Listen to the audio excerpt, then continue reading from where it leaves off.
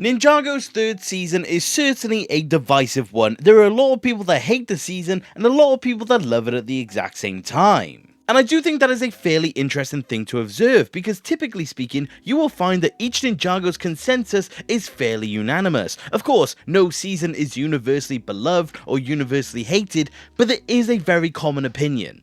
But like I said, Rebooted simply doesn't have that, and that's what I want to take a look at today. I want to take a look back at Rebooted, take a look at the ins and outs, the story, the details, the characters, everything about the season, and give a new light to it, and see if the third season is truly good or bad.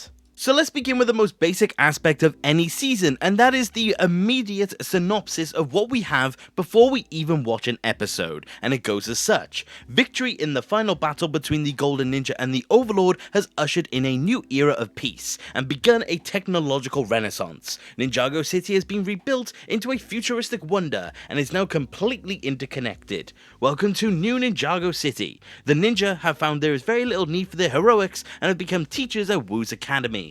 But peace is an illusion. If I was reading this for the first time today, I would definitely be very curious as to what the season holds. I think it's a very good way to lead people into what the season is actually about, because it's the idea that there's simply peace, it's the idea that the ninja aren't needed, and it's the idea that Ninjago City as a whole and everything that we already knew is completely different. I do think it does have an interesting hook, and definitely does make people want to watch it. But of course, that isn't really meaning anything. What truly matters is what we actually see within the season. What is the plot? What is the story? What do we actually have going? And I'm going to be honest, there's been some debatable things within the course of this season. The main drive for this season was the fact that the Overlord actually did survive the final battle, so removing essentially what made the ending or the original ending of the show so significant. That big bad was never actually gone, and I do think a lot of people were quite shocked at the time. Of course, nowadays we know it's because the Overlord is immortal. We know that he cannot be destroyed, he can merely only be put back to sleep. And I think at the time, a lot of people were just very confused. Of course, they did give a reason as to how he came back at the time before the immortality thing was established, but it was still just very debatable. I think a lot of fans were just very much taken off guard. I think a lot of people weren't expecting to see the Overlord again, especially because of the finale of Season 2. So I do think from the initial get-go, people were very worried about what Rebooted was going to hold. And it definitely only got more debatable from there.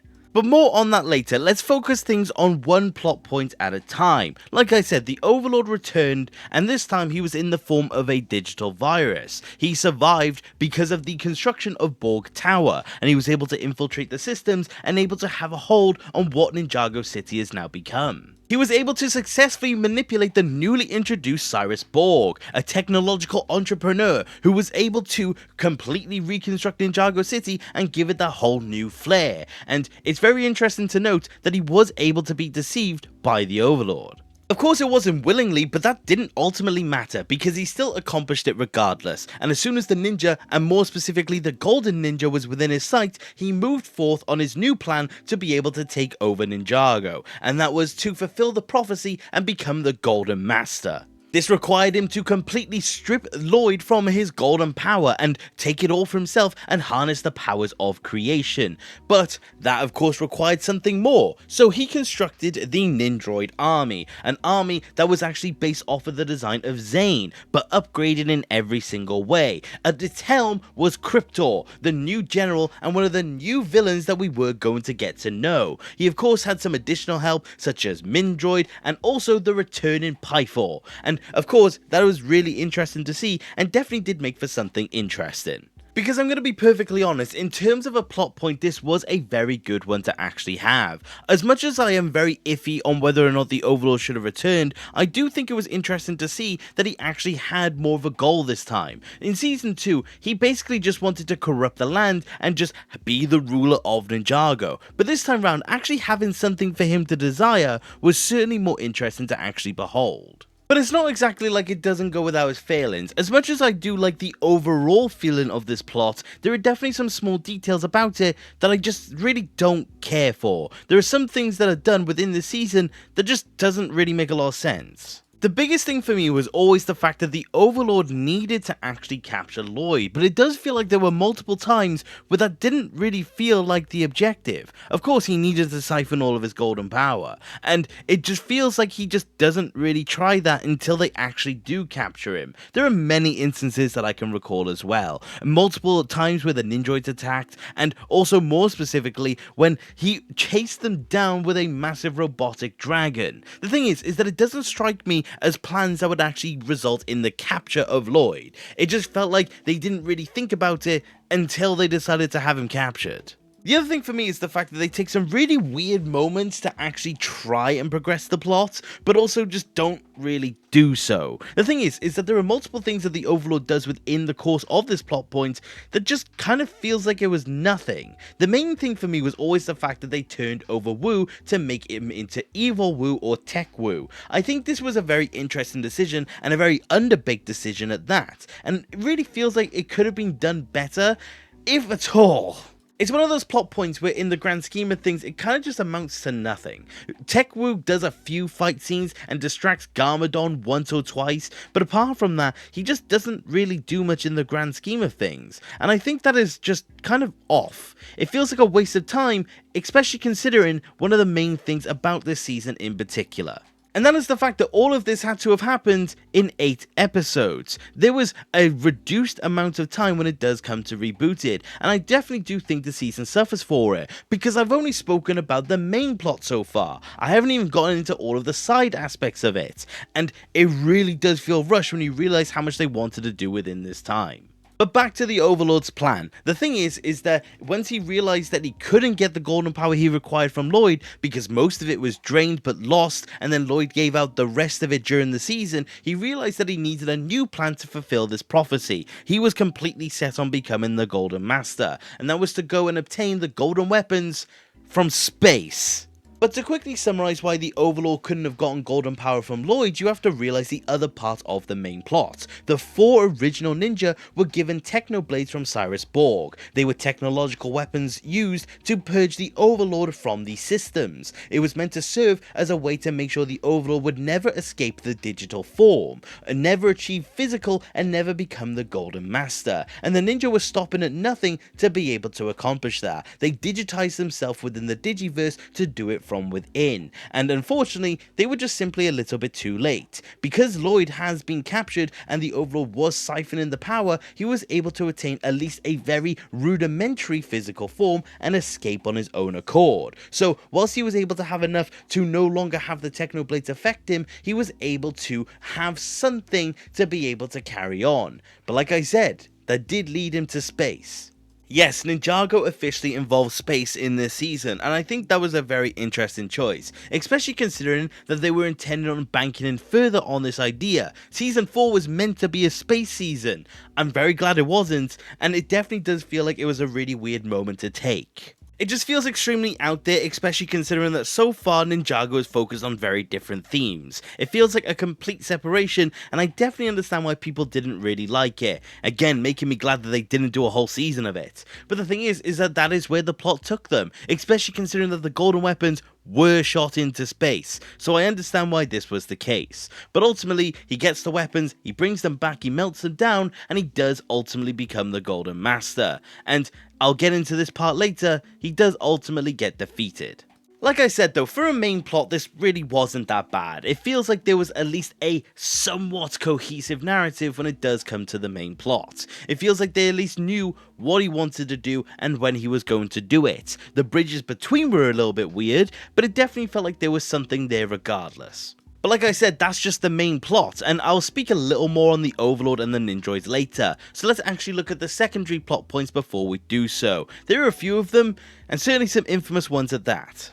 The first of these were definitely the whole plot surrounding Zane. He was the main protagonist of the season and had a lot going for him. One of the main things, of course, being the new dynamic with the newly introduced Ninjoid Pixel. He fell in love and wanted a relationship with this new person in his life, and the drawbacks that did come with it. One of the main things being the fact that he had to sacrifice half of his power source for her to simply remain around. He had to give up a very large piece of himself, and it led to a much further question. What is it that powered Zane? And moreover, just simply, what is it that truly made him who he was? It was a very big aspect of the season. We got to see him push to his limits in every single sense of the way. Because not only was it a case of he had to battle against the army of ninjoids with half a power source, he also had to make, in the end, the ultimate sacrifice. This is a season that remains in a lot of people's hearts because of the ending. This is the season where Zane truly took his own belief to the extreme, which was he had to protect those who cannot protect themselves, and a ninja never quits, and this resulted in his own sacrifice. I think it was certainly the moment that solidified Ninjago for a lot of people, because it just took things to a new level. It was a very emotional moment, a very serious moment, and just something you don't typically expect from a kid show. I just think it did a lot for the show, and definitely does remain in a lot of people's minds. To be perfectly honest, everything surrounding this season was just extremely good. There was a lot of things going on for Zane, and it definitely did benefit him in a lot of different ways. This season just simply really showed that he was a lot more than just a ninjoid. He was more than just the robot that he was fighting against. Because I think that was the ultimate mirroring. The thing is that the ninjoid army was based off of Zane, but a mindless, cold, just another cog in the machine type army. It was something that just wasn't really reflective on for him, and I do think that was a really cool thing to truly see. This season just simply demonstrated that Zane is one of the most human characters that we have seen. And of course you can comment on how he is in recent time with the show, but it definitely does feel like this season did a lot for him. Definitely did solidify him for a lot of different people as well, and definitely was one of the better parts of Rebooted. The third plot point did surround Lloyd, and of course he did play a fairly major aspect in the main plot point, of course being the Golden Power and the Golden Master Prophecy, but he did have some things going on the side. He was under the tutorage of his father. Garmadon was reintroduced in his good form for this season and was helping Lloyd in terms of his Golden Power. We got to see multiple lessons for Lloyd in terms of what Golden Power truly was, what he was capable of, and how we never really scratched the surface of what he was truly capable of. We got to see some really cool moments that really demonstrated his abilities, but unfortunately it did fall a little bit short. All of these were really cool to see. The main standout was definitely when Lloyd was able to move a mountain to save his father. We got to see a lot of really fun instances like that, but in the end, Lloyd was captured fairly early on within the season, and then was drained of his power, so we never really got to see this plot point really actualize. We never get to see what Lloyd was truly capable of, we never got to see the abilities that he had, and we never got to see what he was truly able to do within those powers, which is a shame to see because Golden Power has not returned since that point in time. It would have been really cool to actually have him really demonstrate what the ultimate Spinjitzu Master could truly do, because as Garmadon said himself, he never scratched the surface and we already saw some fantastic feats. I guess this is just where you can see the beginnings of the cracks starting to form, because whilst it is inherently a good plot and definitely something I was curious about, it just never had enough time. It just never had enough moments in the sun, and we never really got to see it actually go anywhere. It was just a case of the main plot officially called for Lloyd, so all of the Golden Power stuff was officially cut short. And it just left a really weird taste in my mouth. It definitely left me wanting more, and definitely did make me feel like it wasn't really fleshed out enough. But of course, I would take that any day over the last thing that we saw within this season. And that is the case of the fourth plot point, which is the love triangle. It concerned Nia deciding whether or not she truly had feelings for Jay or for Cole. This stems from a love machine within Borg Tower, which people nowadays suspect was the Overlord trying to meddle in the ninjas' affairs. But this has definitely gone on to be one of the most infamous things when it does come to Ninjago, and definitely is the main thing that's cited when it does come to the negatives of this season. And of course for good reason. This plot was kind of terrible. We got to see a lot of this within the season, just Cole and Jay going back and forth, being enemies, not knowing how to really cooperate with each other anymore, and just seeing them fight over Nia. It was definitely just a big shame to truly see. It felt like it didn't really have a place in the show, and definitely did feel kind of rushed. Honestly, if it was my choice, they would not have done this plot point whatsoever. They would have never have touched it and we would never have seen it. But of course, if this had to be within the season itself, I really wish they actually gave this more time as well. I wish they actually gave more reason and actually gave more of a conclusion. There are some odd, decent scenes when it does come to the love triangle. I particularly do like the whole thing of which wire did Nia cut. But obviously, that doesn't really rescue a just generally bad plot. It just sent a lot of people into ruin and definitely did have an effect on Ninjago for a few seasons to come. Remember, the love triangle was not solved until season 6, so it definitely did feel like this was something that really didn't have a stay in Ninjago, and definitely is the reason a lot of people don't like the season, like I said. But honestly, I don't think it pushes down the season as a whole. Because whilst I don't like it, I just simply don't think it should influence the season that much. Like I said, there are 3 other plot points that I think were either really cool or at the very least serviceable, and I don't think one brings down 3. I just think it's a bit of a shame that this season gets a lot of flack just simply because of the love triangle. But yes, the love triangle's bad, don't get me wrong, but those were the main plots when it did come to the show, and I do think it was a very interesting bag. Like I said, it has to be considered mixed, because there is a very bad one within there, but I do think on a general note, there were more positives when it did come to the plot than it did come to negatives. So I do just think on an overall, in terms of its plots, Rebooted really did get the short end of the stick. I really do think there were some good positives when it did come to the season. I definitely think there was a lot good going for it. It was just overshadowed by what is debatably the worst part that we've ever seen within Ninjago, and it is just a shame.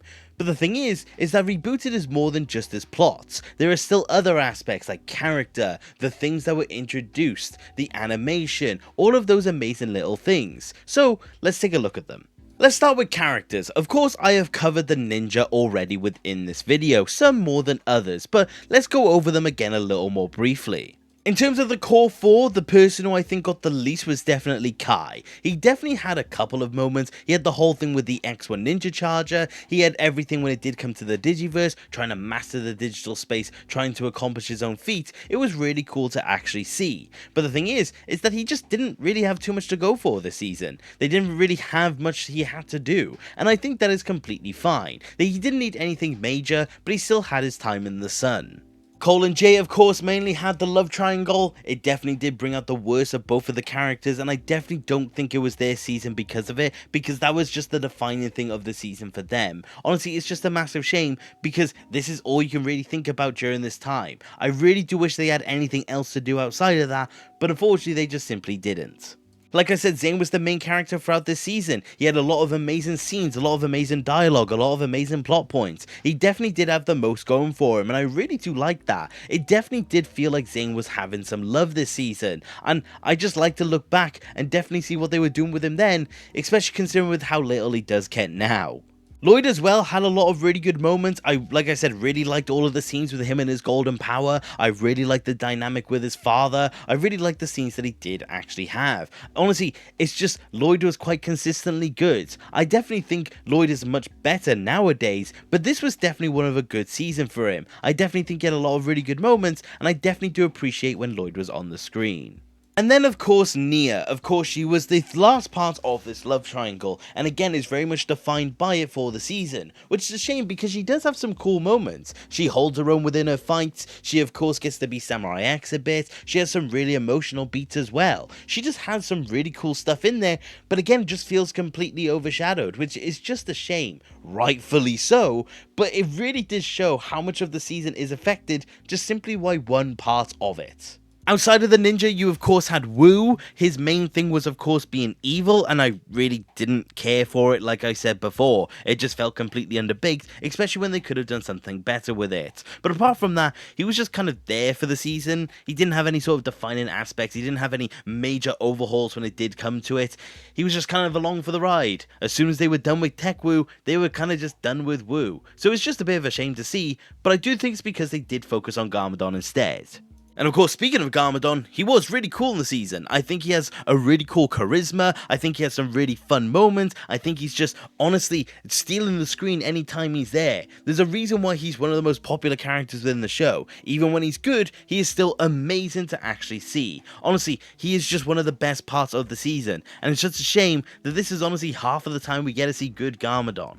But on and overall, the Ninja team did just really do well this season. I think aside from the love triangle, the Ninja just felt good. I think they just had a lot of really good moments. It felt like their Ninja team charisma and bond carried over this time round, and it definitely did have a good result because of it. Honestly, the Ninja team just felt good. I don't know how else to put it apart from that. Of course, there were some side characters that I'm not really going to talk too much about, such as Cyrus Borg, Pixel, Masako, etc., because I've kind of just said what I need to say about them. If they're not paying off of other characters, there was just not really much to talk about when it did come to them this time round. So, I guess they're for another day where I talk more about side characters. But who are heroes without villains? Of course, I have mentioned a lot of them already, and that is all well and good, but the thing is that I do feel like they are deserving of another little segment in of themselves. So starting off with the Overlord. The Overlord was honestly fairly interesting this time round. Like I said, I appreciate the fact that he had something to do. He had a goal. He had actually an object that he needed to actually have. It definitely did do a lot for the character,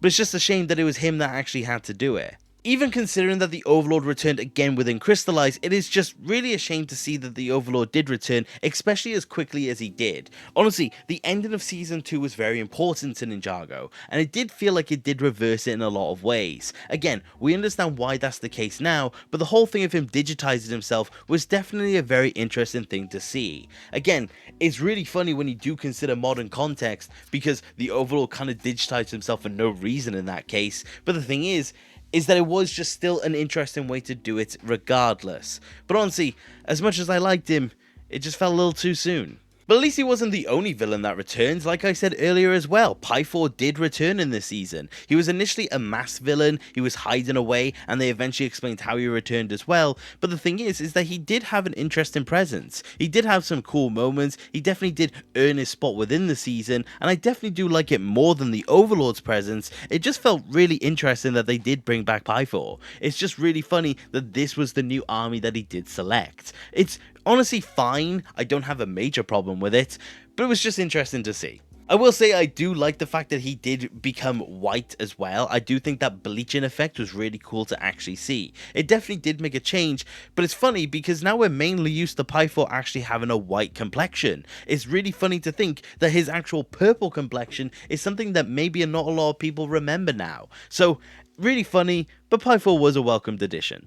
But at least we did have some new villains, like I said. Cryptor was a very interesting addition to the season. He was definitely the counter to Zane, and definitely really fun to actually behold. He was a fun villain. I don't really have too much to say for him because he doesn't really do too much throughout the season, apart from the odd cool fight scene, but that's just kind of it when it does come to him. He was a cool general, he had his moments, but just not really much of a character. But that's almost kind of by design because he's meant to represent what Zane could be if he didn't have his humanity. So he kind of gets a pass. But also, it's just really interesting. But speaking of interesting, it does lead me on to the final part, which was the Ninjoid army. They're the last things I want to note in terms of characters. Of course, it is a general army, so it's a bit different, but of course it does fall under this category. They're really interesting. They have a really interesting design. I really like how they behave. I like how they act. I like that they did present an interesting threat to the ninja. Of course, the ninja in the end become more powerful, and they're not really much of a threat to them, but they still did present something interesting. It was really cool to actually see them have an effect, and it did feel like the ninja were afraid of them to an extent. But in the end, it's just another army, but they were at least up there when it did come to me. I think it is safe to say that I do have my gripes with the characters this time round, and I do think that is completely fine. But I'm kind of on the motion of, it's just not really as bad as a lot of people portrayed. A lot of people hate that the Overlord returned. A lot of people think that the love triangle completely defined the ninja team. A lot of people just don't really see past anything beyond Zane. A lot of people don't even like the characterization of Zane. I've seen some people say that it didn't really feel like much was actually going on for him. But honestly, I disagree. I think, honestly speaking, there was a lot going for the ninja and the villains this time round, and it did feel like there was a good balance, and I definitely do appreciate that. But before I do close this video out, there are just a couple little things I want to note when it does come to Rebooted. A lot of the things I have covered are things I may bring up here as well, but the thing is that they do feel almost worthy of their own segments.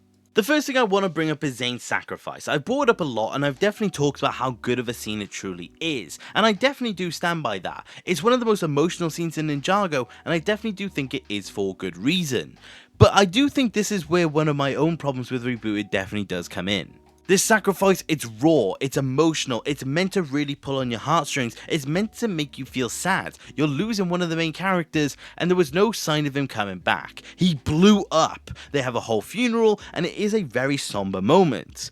And I feel like they almost ruined it. Because the season closes out on Pixel entering the robotics room and hearing Zane's voice saying, "Are we compatible now?" We do know in retrospect this scene was animated incorrectly. We were meant to actually see Zane within Pixel's eye, but we never actually get to see that happen. But the thing is that we get confirmation that Zane is still around, and I really don't know how I feel about this. I think the hook for season 4 would have been greater if they did not tell us that Zane was still around. I think, honestly, this was a bit of a misstep, even though the scene doesn't suffer for it. The second thing I want to bring up is the case of elemental power. It of course has a fairly interesting aspect of the season. The ninja actually get their own native abilities this time round. The elemental power is truly within them. It is a very confusing thing, especially with modern day standards, but to look at it in its own inherent nature, seeing the ninja actually harness their own elemental abilities and not have them reliant on weapons was definitely really fun to see. It was the end of the ninja requiring something to actually have their own unique abilities. Honestly, it's really fun and we get to see some really cool scenes because of this, and I really do appreciate them for introducing it this early on. And the last thing for me is that even though the season has some things in there that I just don't necessarily agree with, some things that I don't necessarily care for, and some things that I just don't really like, I can appreciate the fact that the writers really did take advantage of the 8 episodes. I like the fact that they really didn't leave any sort of dead air. They really took advantage of each and every single episode that we had, and it felt jam-packed because of it. It felt like a very entertaining season. It felt like there was always something to look at, something to watch, something to listen to, and I really like that, because there are Ninjago seasons that feel like they do suffer from filler. I mean, look at season 2. This one really feels like it took advantage of its time and definitely wanted to tell a story, and regardless of the project, I do honestly commemorate the fact that they did try their best and did as much as they truly could. So on an overall, taking a step back and looking at Rebooted for what it truly was, I really don't think it was that bad of a season. It's not my favourite season by any account. There are plenty of seasons that I deem to be better than this one, and that is completely fine. But I don't think this is one of the worst things Ninjago has ever seen. I don't think this is a terrible season that's completely irredeemable like a lot of people truly believe to be the case. I don't think that this is a season that's completely brought down by the love triangle or the return of the Overlord. I really do think that when you really consider what good came from this season, I think you've got something going for it. I think there is truly something there to enjoy, and for that reason, I consider the season to be a good one. Again, I'm not discounting its issues. I'm not saying that these issues don't exist. But the thing is that every season of Ninjago has issues. If one thing makes a season completely irredeemable, then unfortunately there is no good Ninjago season. Even the best things that we've ever had from the show have their problems. So I am considering the fact that there's a lot of good going for Rebooted. There's a lot of stuff I enjoyed, and there's a lot of stuff that I think honestly deserves its place amongst some of the good stuff when it does come to the show. Again, Zane's sacrifice. I am not dimming down the brilliance of that scene because it's a silly thing between Nia, Cole and Jay. I don't really see the point in that, so for that reason, like I said, I'm defending Rebooted. I'm saying that there is some good to it, and I hope you guys do see that to be the case as well. But what is your opinion on Rebooted? What is your feelings towards the season? Do you agree? Do you disagree? Is it your favourite? Is it your least favourite? I would love to know what you think, because it certainly is an interesting thing to discuss. Like I said, it's a very divisive season, so I do want to know what people think. And apart from that, I hope you enjoyed the video, and thank you very much for watching. And if you did enjoy, please consider subscribing. I love discussing Ninjago with more people. And if you do want to support the channel any further, which you don't have to, you could become a channel member and join the legends on screen. Thank you to each and every single one of you. My heart goes out to you. But apart from that, thank you very much for watching and take care. Okay, bye!